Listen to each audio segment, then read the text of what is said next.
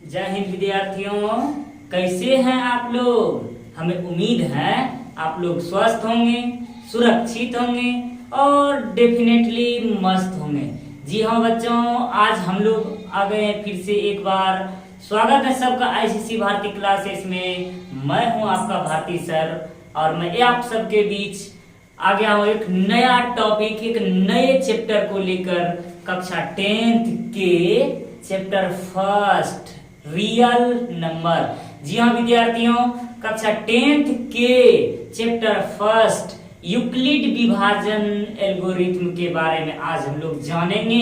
आज हम लोग जानेंगे एल्गोरिथम क्या है, यूक्लिड विभाजन के बारे में आज हम लोग जानेंगे और उसके बारे में हम लोग पढ़ेंगे।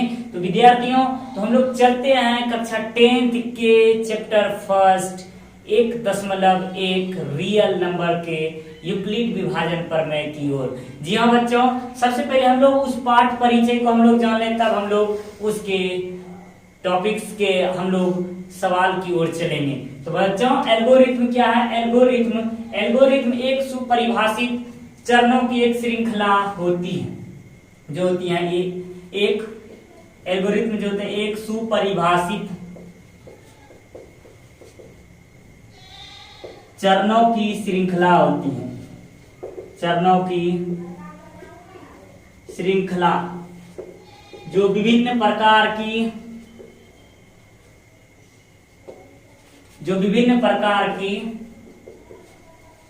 समस्याओं को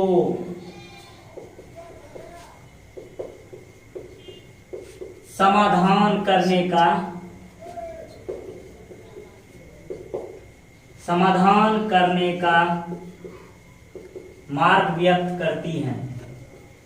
जी हाँ, मार्ग व्यक्त करती हैं अर्थात राह बताती हैं। एल्गोरिथम जो है सुव्यवस्थित चरणों का या सुपरिभाषित चरणों का एक श्रृंखला होती है, जो विभिन्न प्रकार के समस्याओं को सुलझाने का एक रूल प्रदान करते हैं, अर्थात नियम प्रदान करते हैं, अर्थात मार्ग प्रदान करती हैं। तो बच्चों, आज के इस कक्षा में हम लोग पढ़ेंगे यूक्लिड विभाजन एल्गोरिथम के बारे में। जी हाँ, यूक्लिड विभाजन एल्गोरिथम क्या कहता है। यूक्लिड विभाजन एल्गोरिथम, जी हाँ, यूक्लिड विभाजन एल्गोरिथम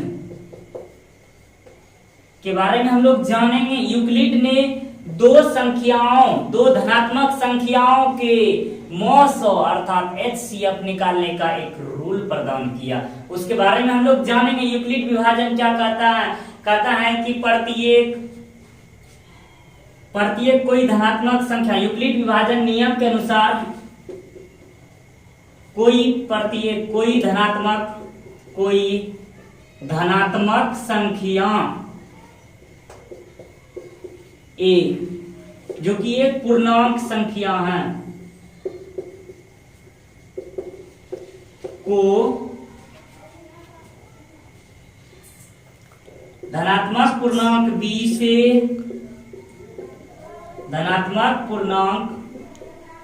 B से भाग देने पर शेषफल एक पूर्ण संख्या, शेषफल R जो कि एक पूर्ण संख्या है,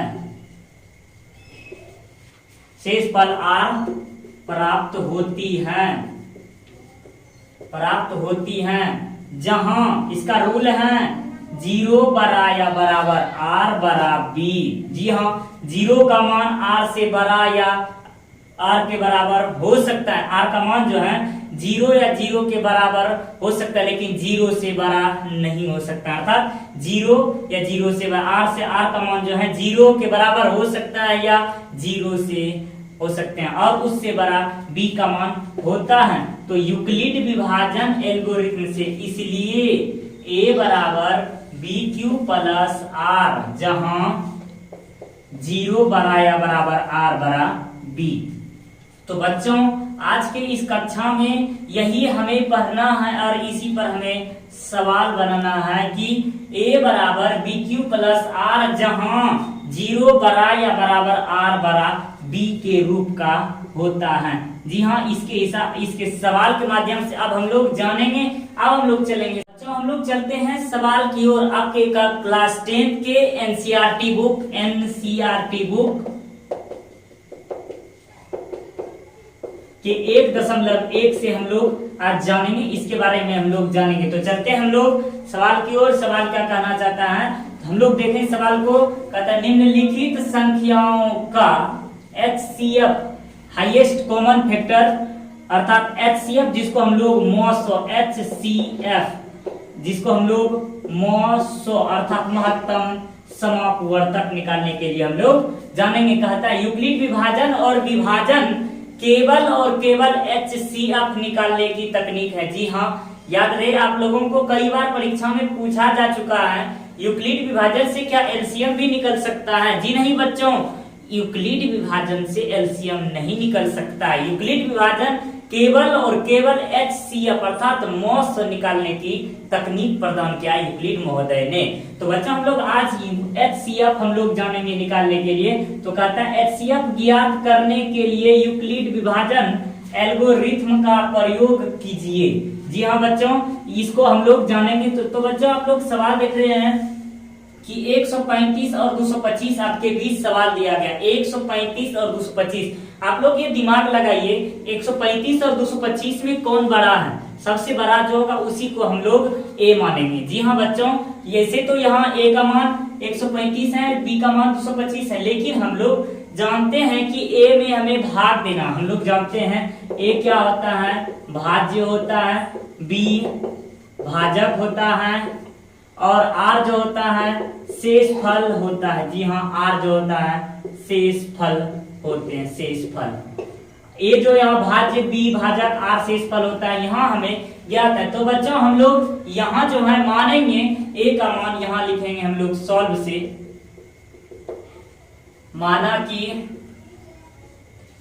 ए बराबर 225, बी बराबर 135, जहां ए और बी दो धनात्मक पूर्णांक संख्या है। जी हाँ बच्चों, याद रहे आपको, मानेंगे हम लोग ए का मान 225, बी का मान 135। हम लोग याद करें उस कॉमन फैक्टर के नियम को अर्थात यूक्लिड विभाजन के नियम को, यूक्लिड विभाजन नियम से, यूक्लिड विभाजन एल्गोरिथ्म से। जी हाँ, यूक्लिड विभाजन एल्गोरिथ्म से ए बराबर BQ प्लस आर, जहां 0 बड़ा या बराबर आर बड़ा बी हो।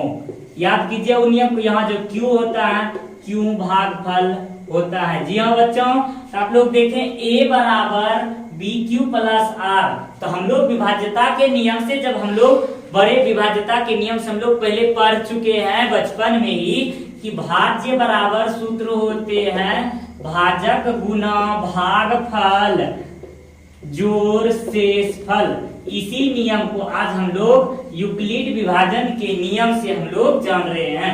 भाज्य बराबर भाजक गुना भागफल जोड़ शेष। तो हम लोग यहाँ जानते हैं ए क्या है? ए भाज्य है। ए भाज्य जिसमें भाग दिया जाता है। भाज्य क्या होता है? जिसमें भाग दिया जाता है। भाजक क्या होता है? भाज्य को जिससे भाग दिया जाता है वह भाजक। और भाजक से भाज्य में भाग देने पर जो फल प्राप्त होता है उसे हम लोग भागफल कहते हैं, और नीचे में जो शेष बचते हैं उसको हम लोग रिमाइंडर अर्थात यहाँ शेषफल कहते हैं। तो बच्चों आप लोगों को ये विभाज्यता नियम आप लोगों को समझ में आ रही होगी। भाज्य बराबर भाजक गुना भागफल जोड़ शेषफल। इसी नियम से हम लोग आज जानेंगे ए बराबर BQ प्लस आर। तो चलते हैं हम लोग कार्य की ओर।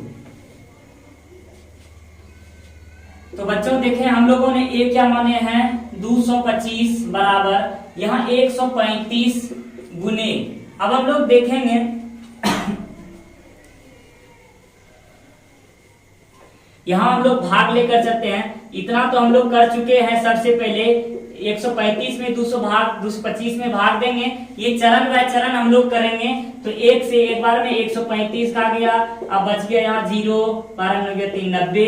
अब आप लोग देखेंगे पहले चरण में क्या हुआ, 225 में हमने भाग दिया 135 से, कितने में गया, एक बार में, शेष कितना बच गया 90। चरण एक में हम लोग इतना लिखेंगे 225 बराबर 135 गुना 1 जोड़ 90।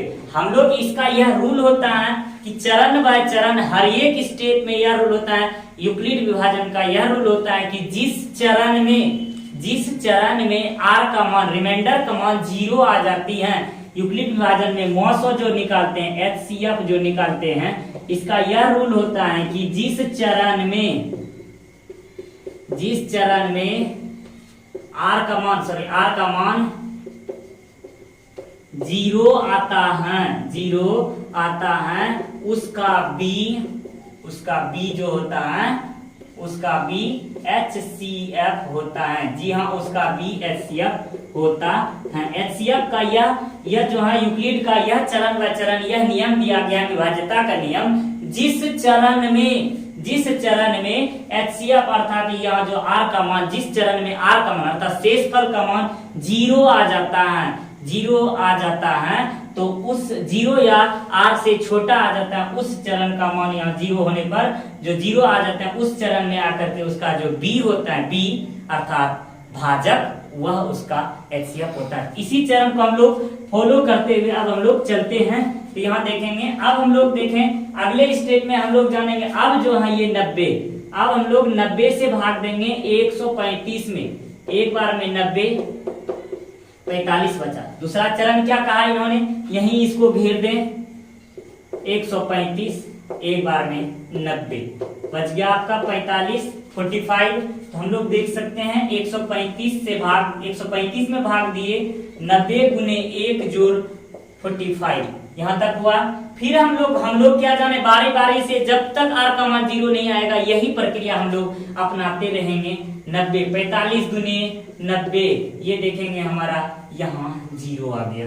जी हाँ बच्चों, अब हम लोग देख सकते हैं तीसरे स्टेप में जब हम लोग आएंगे तो यहाँ देखेंगे 90 बराबर 45 गुने 2 जोड़ 0। अब आप लोग बच्चों ध्यान दें, हम लोगों का नियम यह था कि जिस चरण में r का मान 0 आता है, उसका b का मान क्या होते हैं, HCF होते हैं। तो देख सकते हैं इस चरण में r का मान 0 आया हुआ है, ये हुआ a, ये b, ये हुआ q, ये हुआ r। तो आप लोग देख सकते हैं r का मान यहाँ 0 है, तो बच्चों याद कीजिए, तो क्या b का मान क्या हो गया, यहाँ 45 हुआ, तो इसका मॉस क्या होगा, HCF क्या हो गया, इसलिए HCF बराबर 45। जी हाँ बच्चों, ये आपका HCF 45 दे चुका है। इस प्रकार से हम लोग आगे, तो बच्चों हमें उम्मीद है आप लोगों को समझ में आ गई होगी, आप लोगों को समझ में आ गई। इस प्रकार से हम लोग आगे रिवीजन करते हैं आगे। तो बच्चों हम लोग अब दूसरी सवाल की ओर चलते हैं। तो इसमें जरा ध्यान देने की बात है, इसमें 196 और दूसरी संख्या है 38 22 0 38220। तो इससे कोई घबराने की बात नहीं है, तो हम लोग वही प्रक्रिया करेंगे जो पहले कर चुके हैं। तो फिर हम लोग माना कि a बराबर 38 22 0, जो बड़ा होगा, b बराबर हम लोग मान लेंगे 196। देन लिख सकते हैं, इसलिए यूक्लिड विभाजन प्रमेय से, यूक्लिड विभाजन एल्गोरिथम से यूक्लिड विभाजन एल्गोरिथम से यह कहना चाहता है कि अब हम लोग चलेंगे a बराबर बी क्यू प्लस r, जहां 0 बड़ा या बराबर r बड़ा b। इस तरह से हमारा ये रूल कहता है। तो हम लोग इस रूल को फॉलो करते हैं। 38 22 0 बराबर 196 गुने 195 जोड़ 0। तो बच्चों हम लोग इसको भाग देकर देख लेते हैं। आप लोग इसको याद, आपको रटना नहीं है, हम इसको पहले से बना चुके हैं, तो हमें थोड़ा सा ये कॉन्फिडेंस और हमें थोड़ा सा याद हो गई है, इसलिए हम लोग इसको बना सकते हैं। तो आप लोग थोड़ा सा नए हैं, इस कारण से आप लोगों को थोड़ा सा एक्सपेरिमेंट करना, अर्थात आपको रिवीजन करना है। 196 से भाग देंगे 38 22 0 में, आप लोग देखेंगे 196, 12 में 6 गया 6, 17 में 9 गया 8, यहाँ देख सकते हैं 186 0, 9 से लेंगे तो लेंगे 9 छके 54 का 4, हाथ में रहल 5, 9 का 86 6, हाथ में रहल 8, 9 8 17, यहाँ से ले सकते हैं 12 4 गया 8, यहाँ बच गया 15 में 6 गया 9, यहाँ कट गया, वहां से 0 हम लोग 5 ले सकते हैं, 980 ये कैंसिल हो गया, यहाँ 0 0 0।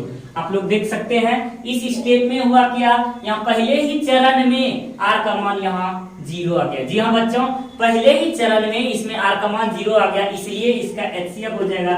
इसलिए चूंकि आर का मान 0 हो गया, चूंकि HCF बराबर हो जाएगा डायरेक्ट यहाँ हम लोग लिख सकते हैं 196। ये हुआ हमारा आंसर।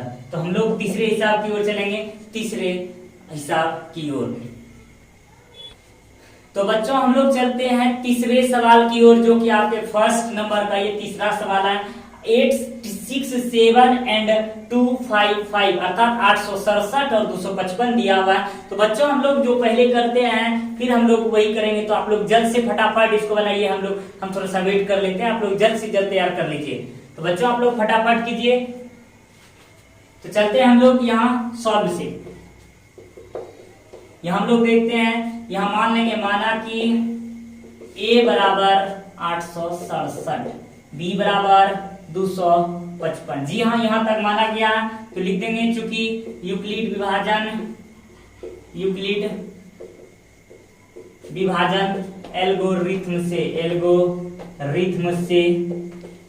a बराबर BQ प्लस R, जहां 0 बड़ा या बराबर R बड़ा B होता है। हम लोग यहाँ देख लेते हैं फटाक से, 867 बराबर 255 गुने, अब हम लोग यहाँ देख लेंगे 255 से भाग देंगे 867 में। तो हम लोग यहाँ पहले पास देख लेते हैं, 2 तिहाई 6, 3 में ले लेते हैं इसको, 5 तिया 15, 5 ते 15 2 17, 5 तिया 15, 5 तिया 15 1 16, 3 9 6 1 7। तो बच्चों हम लोग 3 बार में ले सकते हैं। अब इसका गुना करने का भी एक शॉर्ट ट्रिक लेंगे यहाँ, तो देखेंगे 2 है, 2 तिया 6 लेंगे, 3 अगर लेते हैं यहाँ, अगर यहाँ 4 लेते हैं, 4 दूना 8, यहाँ 55 है, इससे एवब हो जाता है, इसलिए शॉर्ट से शॉर्ट लेना है हमेशा इस तरह से।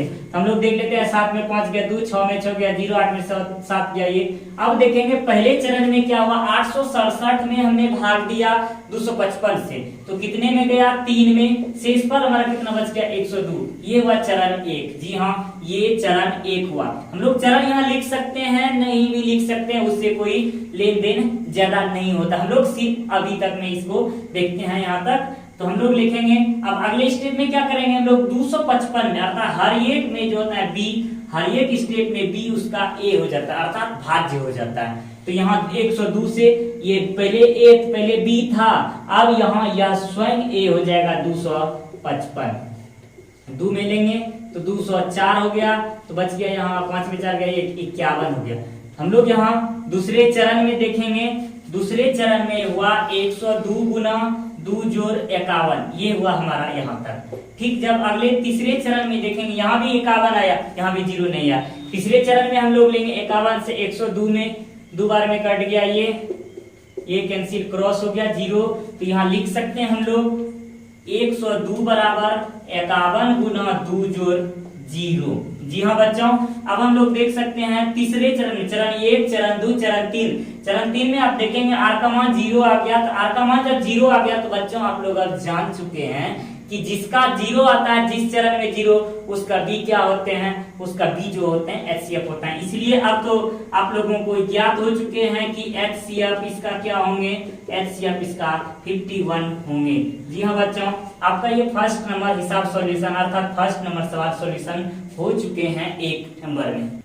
जब बच्चों हम लोग दूसरे सवाल की ओर जब चलते हैं, 2 नंबर सवाल आपका कहना चाहता है कि दर्शाइए कि कोई भी धनात्मक विषम पूर्णांक 6q + 1 या 6q + 3 या 6q + 5 के रूप का होता है, जहां q कोई पूर्णांक है। तो बच्चों आपको इसको देखकर घबराना नहीं, आज बिल्कुल हम लोग इसको समझेंगे, बिल्कुल कॉन्सेप्ट को step by step basically concept से हम लोग आज समझेंगे। आज के बाद भूलना ही नहीं है, आज के बाद आप लोग भूलेंगे ही नहीं, ये हमारा दावा है कि हम लोग जान लेते हैं। इसको सॉल्व से लेते हैं हम लोग, चलते हैं हम लोग सॉल्व से। यहाँ देखेंगे कि यहाँ दिया हुआ कहता है कि धनात्मक विषम पूर्णांक। जी हाँ, मानेंगे हम लोगों कि यहाँ कहता है कोई भी धनात्मक विषम पूर्णांक 6q+1 अर्थात 6q+1 6q+3 या 6q+5 के रूप का होता है जहाँ q कोई पूर्णांक है। हम लोग यहाँ क्या करेंगे, मानेंगे,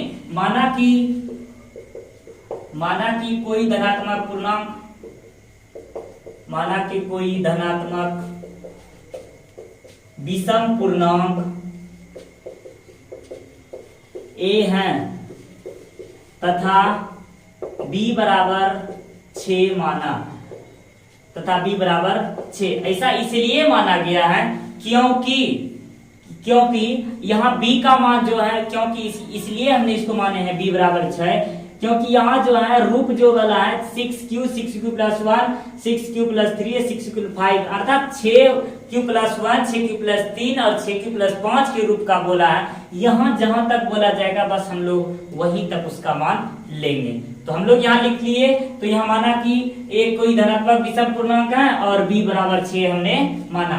तो चूंकि यूक्लिड विभाजन प्रमेय से लेंगे, यूक्लिड विभाजन एल्गोरिथम से, यूक्लिड विभाजन एल्गोरिथम से, यूक्लिड विभाजन एल्गोरिथम से होगा a बराबर bq प्लस r, जहां 0 बड़ा है बराबर r बड़ा b, इसलिए यहां हो जाएगा a बराबर डायरेक्ट, इसलिए हम लोग ले सकते हैं, इसलिए a बराबर 6q plus r, 6q plus r, जहां 0 बड़ा या बराबर r बड़ा 6 ले सकते हैं। b का मान यहाँ हम लोगों ने माना है 6, हम लोग यहाँ 6 ले सकते हैं। हम लोग लिखेंगे चूंकि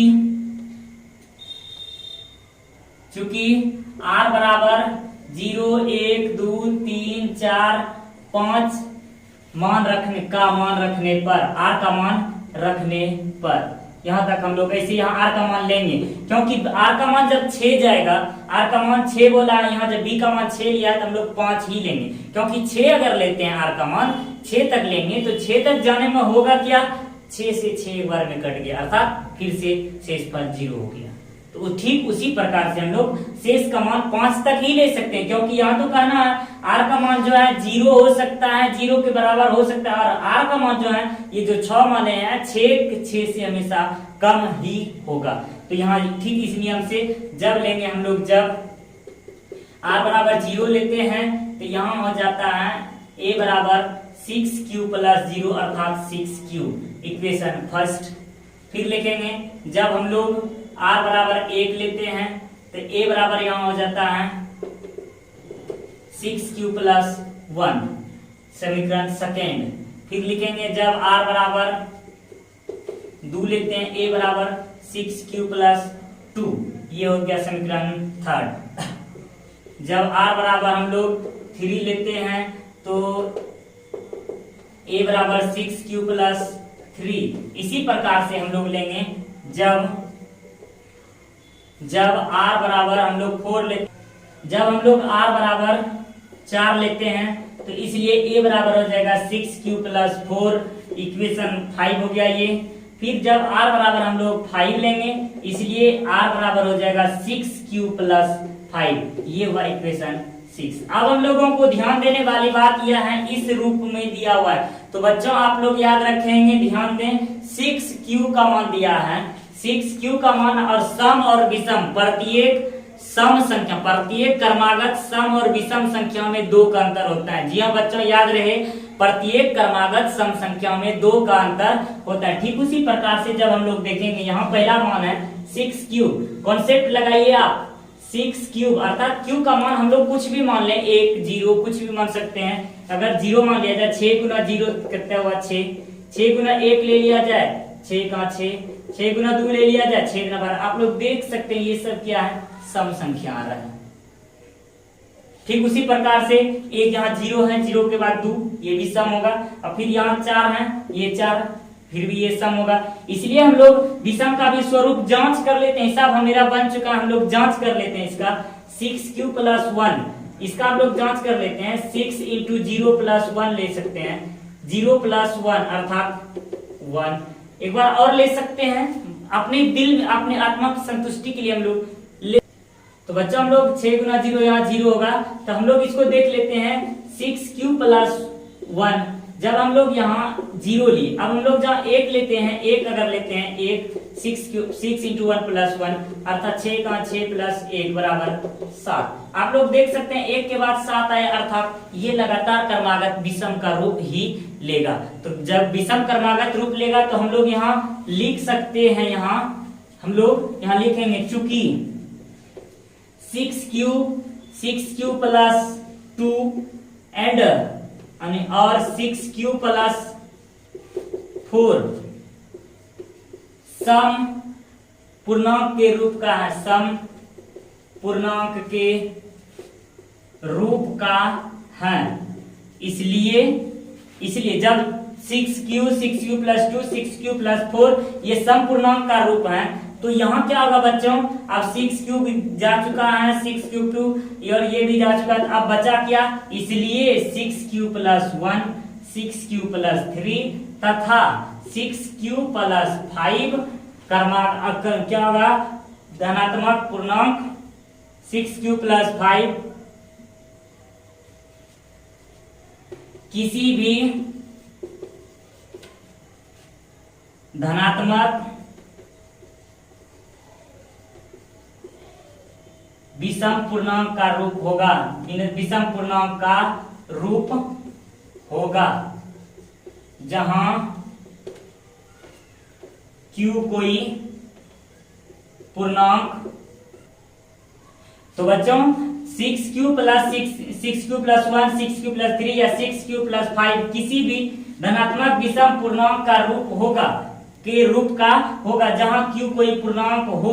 तो जहां कोई q कोई पूर्णांक, हम लोगों ने यहाँ दिया हुआ था, दर्शाइए कोई भी धनात्मक विषम पूर्णांक 6q प्लस 1 6q प्लस 3 या 6q प्लस 5 के रूप का होता है जहां q कोई पूर्णांक है। ठीक उसी प्रकार से हम लोगों को यहाँ ज्ञात लिख सकते हैं इस तरह से भी 6q plus 1 6q plus 3 6q plus 5 किसी भी धनात्मक विषम पूर्णांक का रूप होता है जहाँ q कोई पूर्णांक हो।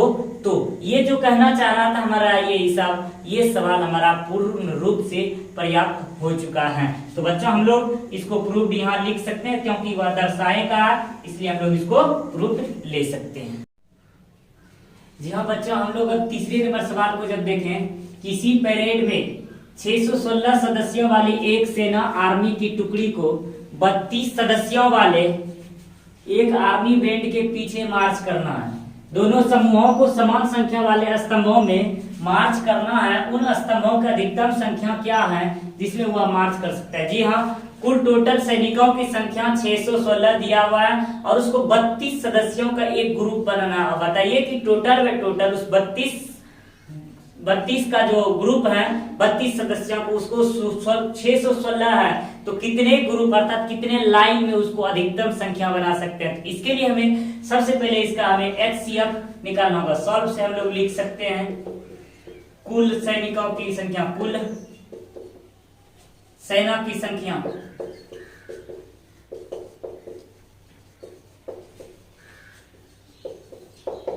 616।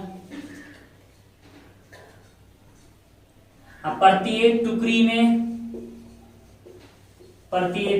में सदस्यों की संख्या बराबर 32 लिख देंगे, चूंकि कुल स्तंभ की संख्या बराबर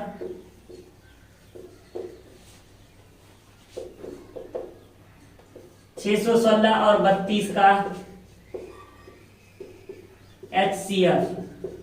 हम लोग बच्चों इसका HCF निकाल सकते हैं, हम लोग इसका HCF निकाल सकते हैं। तो यहाँ दिया है इसलिए A बराबर 616, B बराबर 32।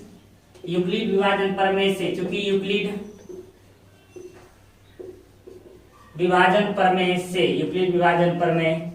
से A बराबर BQ प्लस R, जहां 0 बड़ा या बराबर R बड़ा B, इसलिए हम लोग ले सकते हैं A का मान 616 बराबर 32 गुने, यहाँ कर सकते हैं हम लोग 32 से भाग दें 616 में, एक बार में 32, 11 में 9 गया, 11 में 2 गया 9, 5 में 3 गया 2, 3 सत्ते 21, 3 अठे 24, 8 दूना 16, 8 24 25, 9 दूना 18 29 27, 9 दूना 18 29 27 28, 9 में भी ले सकता है यार।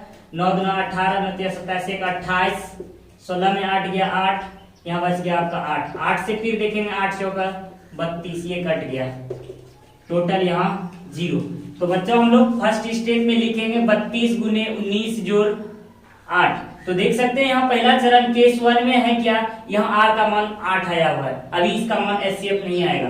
तो हम लोग दूसरे स्टेप में लेंगे 32 में भाग देंगे 8 से, 8 गुने 4 जोड़ 0। तो बच्चों आप लोग देख सकते हैं इस केस में अर्थात इस चरण में r का मान 0 आ रहा है। तो बच्चों इसका HCF हो जाएगा, इसका HCF जो होंगे 8 होंगे, इसीलिए लिख सकते हैं, इसलिए कुल स्तंभों की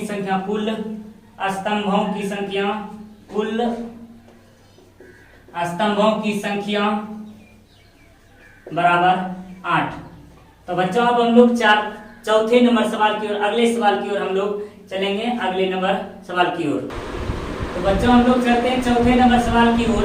तो इस सवाल में हम लोग देख लें तो यहाँ सवाल कहना चाहता है यूक्लिड विभाजन प्रमेयिका का प्रयोग करके दर्शाएं कि किसी भी धनात्मक पूर्णांक का वर्ग, जी हाँ स्क्वायर, किसी पूर्णांक m के लिए 3m या 3m प्लस 1 के रूप का होता है, 3m प्लस 1 के रूप का होता है। सॉल्व से हम लोग जब चलते हैं सॉल्व से, तो बच्चों जब हम लोग सॉल्व को देखें तो यहाँ माना कि कोई धनात्मक पूर्णांक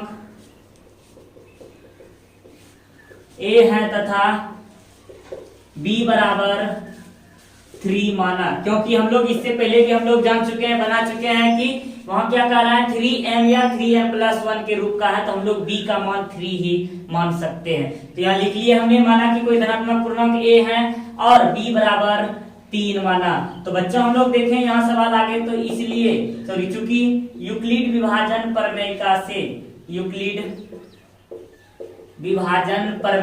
से a बराबर बी क्यू प्लस आर, जहां 0 बड़ा या बराबर r बड़ा b, इसलिए a बराबर 3q प्लस r, जहां 0 बड़ा या बराबर r बड़ा 3। इसलिए हम लोग यहाँ r का मान, चूंकि r का मान यहाँ रखेंगे हम लोग, चूंकि r बराबर 0, 1, 2 रखने पर, जी हाँ का मान रखने पर। तो बच्चों हम लोग देख लें यहाँ, जब r बराबर हम लोग जब 0 रखते हैं, तो जब r बराबर 0 तो a बराबर 3q प्लस 0 अर्थात 3q। हिसाब क्या कहा है यहाँ, वर्ग, जी हाँ बच्चों यहाँ बोला है वर्ग, इसलिए हम लोग लिखेंगे a स्क्वायर बराबर 3q का स्क्वायर बराबर 3 9, 9q का स्क्वायर बराबर 3 कॉमन ले सकते हैं, 3q स्क्वायर बराबर 3m, जहां 3q स्क्वायर यहाँ लिखेंगे, जहां लिखेंगे यहाँ चूंकि 3q स्क्वायर बराबर m माना, जहां m कोई पूर्णांक है, तो बच्चों हम लोग दूसरे स्टेप में रखेंगे, जब r बराबर 1 रखा तो जब r बराबर 1 तो a बराबर 3q प्लस 1, तो इसलिए a स्क्वायर बराबर 3q प्लस 1 का होल स्क्वायर बराबर 3q का स्क्वायर। अब देख सकते हैं a प्लस b का होल स्क्वायर, जी हाँ बच्चों a प्लस b का होल स्क्वायर बराबर a square plus 2ab plus b square का रूप होता है। तो ठीक इसी फॉर्म को हम लोग अप्लाई करते हुए, तो यहाँ देखेंगे हम लोग, तो यहाँ 3 तिहाई 9 अर्थात 3q का square plus 2 into 3q into 1 plus 1 का square.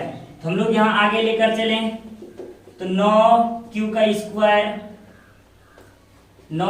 Square plus 6q plus 1। तो हम लोग यहाँ अगर कॉमन लें, तो जब हम लोग यहाँ कॉमन लें तो यहाँ देखेंगे 3 कॉमन ले सकते हैं, 3q², यहाँ देख सकते हैं 9 है तो 3 9q² प्लस 3 दूने 6, 3 दूने 6।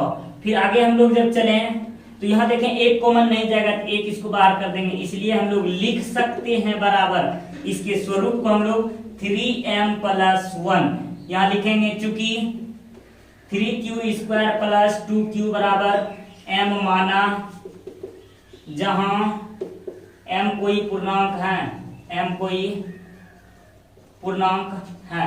तो बच्चों हम लोग देख सकते हैं यहाँ 3m + 1 जब हम लोग 2 का मान लेते हैं, जब r बराबर 2 लेंगे, जब r बराबर हम लोग 2 लेते हैं तो a बराबर हो जाते हैं 3q + 2, 3q + 2 तो हम लोग लिख सकते हैं, इसलिए a² बराबर 3q + 2 का होल स्क्वायर।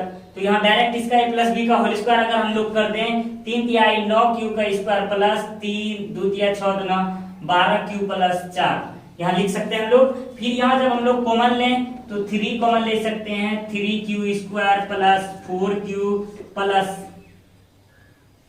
3q + 4 यहाँ देख सकते हैं आप, यहाँ +4 जाता है, +4। तो बच्चों आप लोग देख सकते हैं ये इस रूप का नहीं होता है, यहाँ लिख सकते हैं हम लोग बराबर 3m + 4। तो यहाँ लिखेंगे चूंकि 3q² प्लस 4q 2 × 6 × 12 3 × 12 3 का 3, हाँ लिख सकते हैं हम लोग यहाँ +1 लिख सकते हैं हम लोग यहाँ 3m + 1, 3q + 4 + 1 बराबर m माना, जहां m कोई पूर्णांक है, जहां m कोई पूर्णांक है। जी हाँ बच्चों, तो आप लोग देख सकते हैं यहाँ कि यहाँ देखिए हिसाब बोला था क्या कि किसी पूर्णांक m के लिए 3m या 3m + 1 के ही रूप का होता है। जी हाँ हम लोग देख रहे हैं यहाँ 3m + 1, इसमें भी 3m + 1 और यहाँ देखें हम लोग 3m, तो हम लोग क्या लिख सकते हैं, चूंकि अतः किसी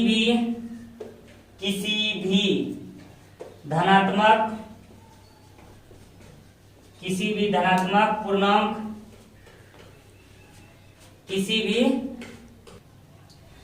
तो लिख सकते हैं हम लोग अतः किसी भी धनात्मक पूर्णांक का वर्ग, किसी भी धनात्मक पूर्णांक का वर्ग किसी पूर्णांक m के लिए, किसी पूर्णांक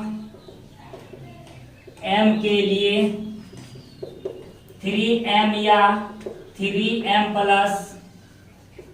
1 के रूप का होता है। ये हो गया हमारा प्रूफ। तो बच्चों हमें उम्मीद है आप लोगों को ये समझ में आ गई होगी। तो अब हम लोग अगले सवाल की ओर चलेंगे, जस्ट अगले सवाल की ओर। जी हाँ 5 नंबर सवाल। तो बच्चों हम लोग नेक्स्ट सवाल की ओर जब चलें तो देख सकते हैं ये 5वां नंबर सवाल है 1.1 चैप्टर का और ये आखिरी सवाल है आपके एनसीईआरटी बुक का। तो यहाँ सवाल कहना चाहता है यूक्लिड विभाजन प्रमेयिका का प्रयोग करके दर्शाइए कि किसी भी धनात्मक पूर्णांक का घन, जी हाँ बच्चों याद रखिएगा, घन 9m या 9m + 1 या 9m + 8 के रूप का होता है। तो जी हाँ बच्चों अब यह प्रश्न आपके परीक्षा की दृष्टि से अत्यधिक महत्वपूर्ण रहने वाले। तो बच्चों आप लोग बने रहें और इसको ध्यान पूर्वक देखें, आज के बाद इसको भूलना नहीं है। तो बच्चों हम लोग चलते हैं इस सवाल की ओर। तो सॉल्व से लिखेंगे जस्ट वही जो हम लोग मानते आए हैं। माना कि कोई धनात्मक पूर्णांक जिसको हमें भाग देना है, कोई धनात्मक पूर्णांक a है तथा b बराबर हम लोग यहाँ 3 मानेंगे, b बराबर 3 माना क्योंकि यह घन बोला है। जी हाँ बच्चों हम लोग b का मान हम लोग यहाँ 3 ही मानेंगे क्योंकि यहाँ 3 तिहाई 9 तिया 27, तो हम लोग यहाँ इस रूप में ले सकते हैं 3 तिया 9 9 तिया 27 के रूप में। तो b बराबर हम लोग यहाँ 3 ही मानेंगे। तो हम लोग ले सकते हैं यहाँ चूंकि यूक्लिड विभाजन प्रमेय से, जी हाँ बच्चों वहां b का मान 9 नहीं लेंगे, इस बार हम लोग 3 ही लेंगे यूक्लिड विभाजन प्रमेय से। a बराबर bq + r, जहां जीरो बड़ा या बराबर आर बड़ा बी होता है, इसलिए ए बराबर 3q प्लस आर, जहां जीरो बड़ा या बराबर आर बड़ा 3। तो बच्चों जब हम लोग यहाँ चूंकि आर बराबर 0 1 2 का मान रखने पर जी हाँ बच्चा हम लोग देख सकते हैं 0 1 2 3 0 1 2 का मान रखने पर, क्योंकि हम लोग b का मान हुआ 3 मान है, इसलिए हम यहाँ r का मान 3 नहीं लगा सकते। आप लोगों को मालूम है क्यों नहीं लगा सकते, हम लोग बता चुके हैं, हम आप लोगों को बता चुके हैं कि b का मान अगर यहाँ 3 दिया, r का मान अगर 3 लेंगे, b से r का मान 3 से तो 3 एक बार में कट सकता है। तो जी हाँ बच्चों, तो r का मान 0 हो जाएगा। तो इसलिए हम लोग हमेशा r का मान जो होगा b से कम ही रखना, तो 3 से कम 2 तक ही रखेंगे। तो हम लोग इसको देख लें, जब हमने r बराबर ध्यान दें, जब r बराबर हमने 0 रखा तो यहाँ ये मेरा मूल रूप है, जब r बराबर मैंने 0 रखा 3q प्लस 0 हो जाएगा, या तो 3q प्लस r है, इसलिए 3q प्लस 0 बराबर 3q हो जाएगा। इसलिए चूंकि उन्होंने बोला है घन बराबर, चूंकि उन्होंने क्या बोला है, उन्होंने घन बोला है, तो घन को हम लोग कर लेते हैं aq बराबर जब करें हम लोग 3q का घन कर दें, क्यूब कर दें तो 3 तिहाई 9, 3 तिया 9, 9 तिया 27, जी हाँ 3 तिया 9, 9 तिया 27। तो हम लोग लिख सकते हैं 27 क्यूब का क्यूब, जी हाँ। इसके बदले में हम लोग जब ये कर सकते हैं 3 इंटू सॉरी यहाँ क्या करा 9m बोला है इन्होंने, 9 इंटू 3 क्यूब का क्यूब, अर्थात 9 गुने 3 करें, अगर इसको तोड़ दिया जाए 27 को 9 गुने 3 किया जाए तो 9 तिया 27 हो सकते हैं। तो इसलिए हम लोग 9 गुने 3 क्यूब स्क्वायर लिख सकते हैं। हम लोग यहाँ लिखेंगे चूंकि 3 क्यूब स्क्वायर बराबर m माना, जहां m कोई पूर्णांक है, जी हाँ बच्चा m कोई पूर्णांक है, इसको लिखते हैं। तो हम लोग इसके बदले में अब क्या लिख सकते हैं, जी हाँ हम लोग लिख सकते हैं केस 1 में 3m, जी हाँ लिख सकते हैं हम लोग 3m। जब हम लोग ये लिख सकते हैं इक्वेशन फर्स्ट, या केस 1 लिख सकते हैं हम लोग केस 1, या इक्वेशन फर्स्ट लिख दीजिए। जब हम लोग r बराबर 1 रखें, जब r का मान हम लोग 1 रखें, 2 तक हमें जाना, जी हाँ बच्चा हमें step by step Aahista Aahista हम लोग 2 तक जाएंगे। हम लोग देखेंगे, इसको प्रूव करके आज दिखा देना कि इस रूप में होता है, तो इस निश्चिंत होकर हम इसको दिखा सकते हैं। r बराबर 1 रखें तो a बराबर 3q प्लस 1, अर्थात 3q प्लस r है, तो लिख सकते हैं 3q प्लस 1 के फॉर्म में लिख सकते हैं। इसलिए इन्होंने बोला है घन, तो a का घन बराबर 3q प्लस 1 का घन। जी हाँ बच्चों, अब याद है आप लोगों को a प्लस बी का होल क्यूब का फॉर्मूला क्या होता है। जी हाँ बच्चों, हम लोग फॉर्मूला को देख लें, a प्लस बी का होल क्यूब जो होता है formula a cube plus B cube plus 3ab into A plus B. अगर इसी को अगर सॉल्व कर दिया जाए, तो a cube plus B cube plus 3a square B plus 3ab square के रूप का हो जाता है। तो हम लोग इसी फॉर्म को लेते हुए हम लोग यहाँ इसका फॉर्मूला पुट कर देंगे, अर्थात मान लगा देंगे फॉर्मूला। तो बच्चा हम लोग देख सकते हैं 3q प्लस 1 का होल क्यूब, इसलिए हम लोग लिखेंगे 3q का whole cube, a cube plus B cube plus 3 into 3q का square into 1 plus 3 into 3q plus 3q into 1 का स्क्वायर। जी हाँ बच्चों, आप लोग देख सकते हैं a cube plus B cube plus 3a square B plus 3ab square के रूप का हमें आ चुका है। तब हम लोग इसको और सॉल्व कर लें। 3 तिहाई 9, 9 तिहाई 27, 3 तिया 9, 9 तिया 27। तो बच्चा हम लोग लिख सकते हैं 3 तिया 9, 9 तिया 27, तो 27 क्यूब का होल क्यूब प्लस 1 प्लस, यहाँ देख सकते हैं 3 इंटू 3 तिया 9 क्यूब का स्क्वायर प्लस 3 गुने 3, 3 तिया 9 क्यूब, एक का स्क्वायर एक ही होते हैं। तो बच्चा हम लोग इसको लिख सकते हैं, इस फॉर्म के रूप में लिख सकते हैं। तो यहाँ लिखें, तो यहाँ 9 हमें कॉमन ले सकते हैं, यहाँ 9 डायरेक्ट कॉमन लें। 9 जब हम लोग कॉमन ले सकते हैं, 9 तिहाई 27, 3q का होल क्यूब प्लस, यहाँ देख सकते हैं 9 मैंने कॉमन लिया है तो वहां हो जाएगा q स्क्वायर प्लस 1 प्लस 1 हो जाएगा, plus 1 plus Q, sorry Q plus 1 plus 1। अब आप लोग देखें यहाँ कुछ हुआ क्या, 3 तिया 9 तिया 27, 9 तिया 27 क्यू का हो यहाँ तक। फिर देखें 9 क्यू का स्क्वायर, 9 क्यू स्क्वायर हो गया, फिर 9 गुना क्यू तो 9 क्यू हो गया। यहाँ देखें 3 अकेला बचा हुआ है, तो 3 यहाँ जब देखें हम लोग तो 3 यहाँ नहीं बच पा रहा है यहाँ।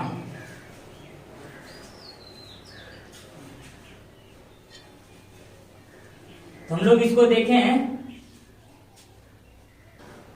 तो बच्चा हम लोग यहाँ देख सकते हैं 9 था, यहाँ 9 कॉमन ले चुके हैं, तो यहाँ 3 बच गया आपका, यहाँ 3 क्यू स्क्वायर हो जाएगा।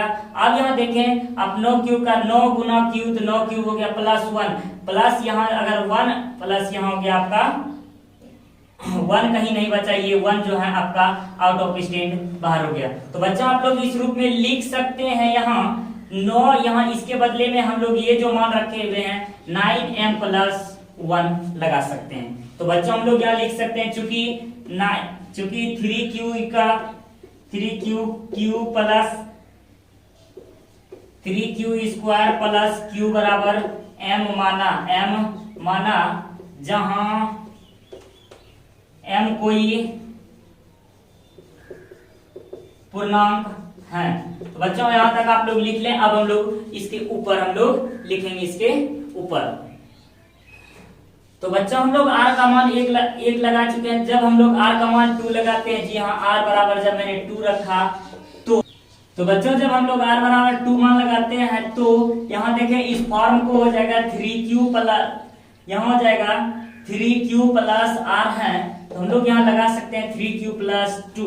तो यहाँ बोला है घन a cube equal to a का घन बराबर 3q प्लस 2 का घन। हम लोग लिख सकते हैं यहाँ जस्ट उसी प्रकार से a प्लस बी का होल क्यूब फॉर्मूला जब हम लोग अप्लाई करें 3 का a cube plus b cube plus 3 into a square into b plus 3 into a into b का स्क्वायर। यहाँ तक हम लोग देख सकते हैं फॉर्मूला जब अप्लाई कर चुके हैं 3 तिया 9 तिया 27 क्यू का होल क्यूब प्लस 8 प्लस 3 तिया 9, यहाँ लिख सकते हैं 3 तिया 9 9 तिया 27 दूना 54।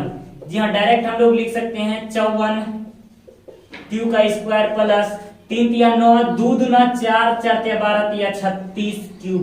इस तरह से हो गया यहाँ 36 क्यूब। तो हम लोग यहाँ अब यहाँ कॉमन ले सकते हैं, 9 कॉमन ले लिया जाए, 9 तिया 27 प्लस 9 छाक 54 क्यू स्क्वायर प्लस 9 चौक 36 4 क्यू प्लस 8 देख सकते हैं आप लोगों का यह कॉमन नहीं जाएगा, तो यह बाहर कर देंगे। यहाँ लिख सकते हैं हम लोग 9 इंटू m प्लस 8, यहाँ लिख सकते हैं चूंकि 3q का होल क्यू प्लस 6q का होल स्क्वायर प्लस 4q बराबर m माना जहां m कोई पूर्णांक है। तो बच्चों आप लोग देख सकते हैं 9m प्लस 8 यहाँ था, यहाँ इक्वेशन फर्स्ट यहाँ यानी केस 2 हो गया ये आपका, और यहाँ केस 3 जब हो गया आपका केस 3। आप यहाँ फर्स्ट सेकेंड थर्ड अर्थात तीनों चरण में हम लोग देखें तो तीनों चरण में देखें तो अतः फाइनल डिसीजन हम लोग लिख सकते हैं। अतः किसी भी धनात्मक पूर्णांक का घन m के मान के लिए